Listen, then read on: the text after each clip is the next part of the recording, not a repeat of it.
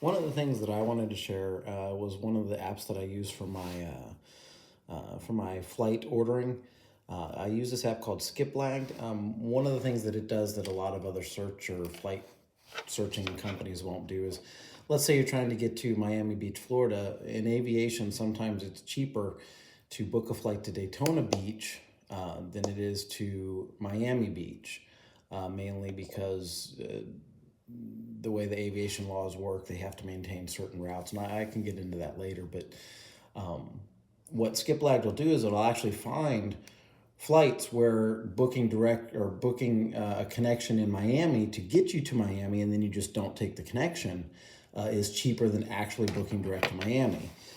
But I have found that it just also has a number of different features that I really like for kind of nomadic travel, that we'll kind of go over here in a second. My phone's not the fastest.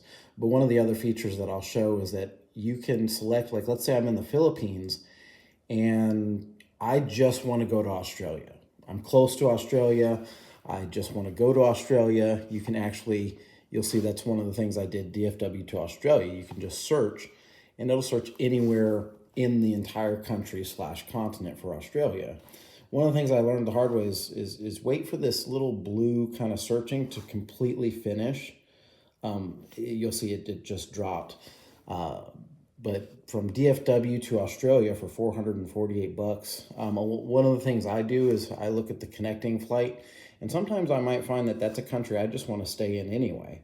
So what I'll do is I'll just book direct to that country, and then I'll take the other flight at a later time. Again, I'm a lot more disconnected than maybe most of you would be.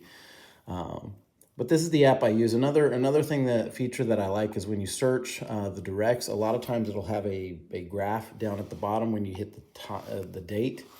And it'll basically, now on the international flights, it's not quite as